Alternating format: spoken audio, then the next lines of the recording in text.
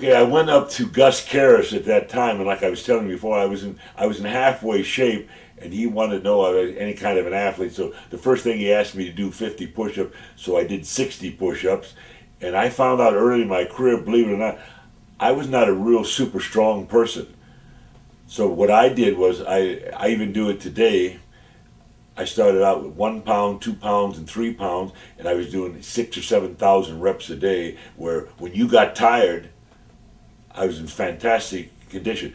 So he seen this, and right away, like I said, the first time that I interviewed, he realized he had a great interviewer. So I made use of myself, and on that note, I want to tell you, I never realized, because my whole life, if you got a break in life or you got ahead of me, I always congratulated you for that. I was never jealous of that, because some guys get ahead, and maybe their dad owns the thing, right? Right. Maybe they know somebody, whatever. So, but I never, and one of my successes was I didn't care what you was doing. I just did my thing, and I advanced because a lot of the guys were so busy. I shouldn't say the word buttering up. They was buttering up to the guy. They wanted the better matches. And like I told the guy, I said, you're buttering up to the boss. You're buying him coffee and donuts and all that there. And I'm just giving great interviews.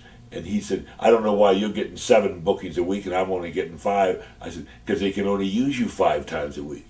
You know, and I said that he used me 7 times. Not that I'm a better wrestler, but that they're making use of my interview skills and things like that there, and never worried about the next guy. And another thing, a lot of guys say, what'd you get paid last night? Or, you know what I got paid? I said, I don't care what you got paid.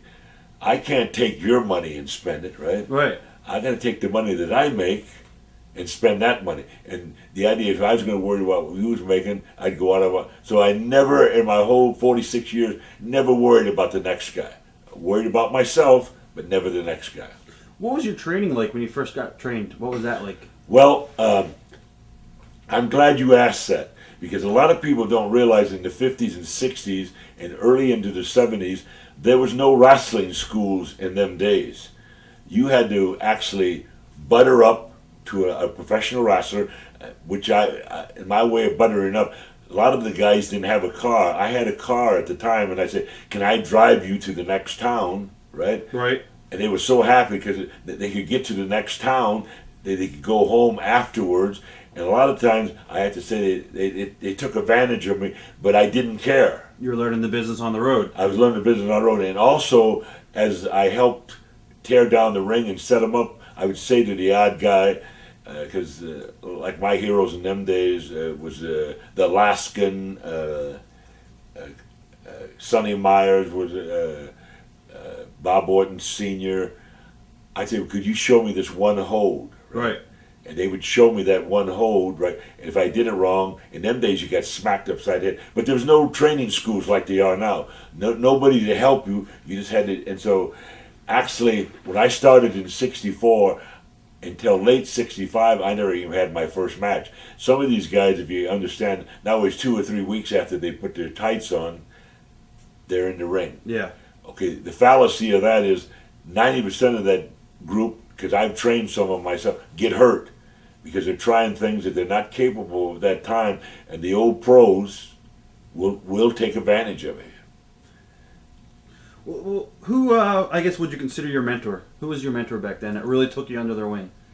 Well, at the time there was a rough, tough guy called the Missouri Mauler, and because of my interviewers, I don't know if you remember Missouri Mauler, but he was rough, tough in Kansas City. He said, Ox, would you interview for me the next night? And he said, I want to show you this thing and that thing. Well, Sonny Myers took me aside and said, Ox, you know, you got to watch these other guys because they're going to try to find fault with you. And I said, oh, and slowly but surely, I mean, I like Mauler more, but Sonny Myers made more sense. I seen more of him.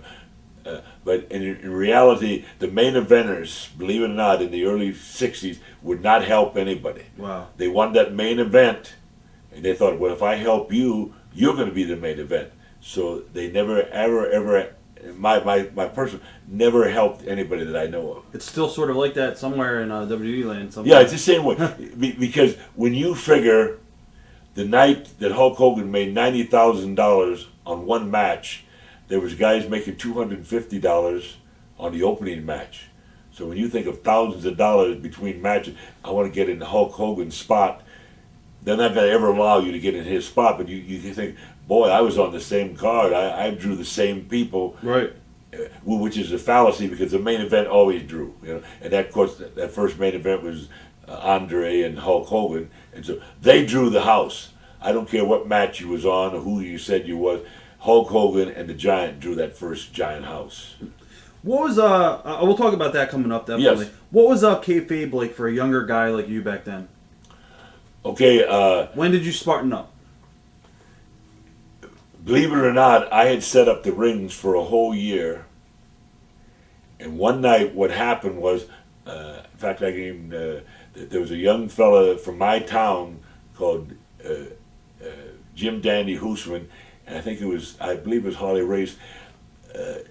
We had a crowd that was more colored than they were white, and Race was beating up the colored fella. So the people started jumping in the ring, and I watched it for just a second. I got there, and Harley Race whispered to me, "Ox, will you watch my back?" I said, "You watch mine, I'll watch yours." And we must have carried out 9, 10, 15 people that was jumping. Only people, I never touched anybody outside the ring, but when you came in the ring, right, all the animosity built up with the cans and stuff they throw at me, you got to, no fan that I know of over 40 years jumped in the ring that didn't get hurt. It's crazy. What are some of the things you remember about your first match? The very first thing that I remembered, they brought an old German veteran there, and they wasn't going to let me win, of course, but they said, well, you guys are going to go 10 minutes Broadway, which in wrestling terms is there's no winner, there's no loser. Right. I didn't know at the time the German said that he would not make me a winner. I didn't care. I was wrestling. My eyes were bigger saucers. So I got in there, and believe it or not, right away I took him down, and he did some moves, probably better than me, but we had just what I'd say, just a so-so match. I was so happy afterwards, after I got dressed, I didn't realize, when you had mentioned kayfabe, in them days, you actually got fined if you talked to your opponents. Especially Bill Watts' territory.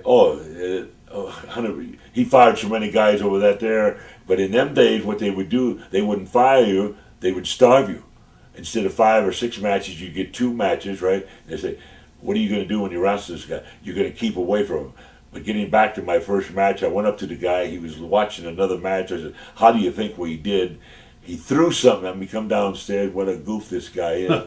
Because I really wasn't told that you couldn't socialite with the guy that you was wrestling, But I learned, like a lot of things I learned very early, you could throw your bag down on the floor, even if you had an old newspaper or anything there. In them days, you didn't touch anybody's bag. It was like sacred. After I got into business a while, if I knew you and you knew me, if you want some tape, if you want this, you want to read it, it's all right. But at the first, don't touch anybody else's bag. And I got chewed out a couple times over it, unbeknownst. It's like a learning process. You don't know everything right away. If you say you do, you're lying. Right. And it's a learning thing, and I learned it, and I found out that you got to respect the other guy.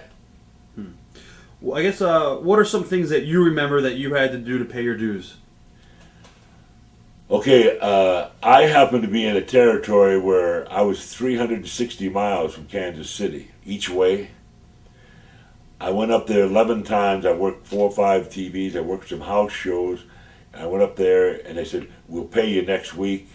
We'll pay you next week. And after 7 weeks, I said, I'm starving. I can't come up here anymore because nobody's paid me. And there was 3 promoters at the time, and they played off with each other. I thought Joe played. I thought Jim paid, but nobody had paid me, right? And what they did was, I think at the time, it was right at $100 or a little more than that. And they said, that's all you got coming because you just paid your dues. Watch thousands of exclusive shoot interviews right now on TitleMatchNetwork.com.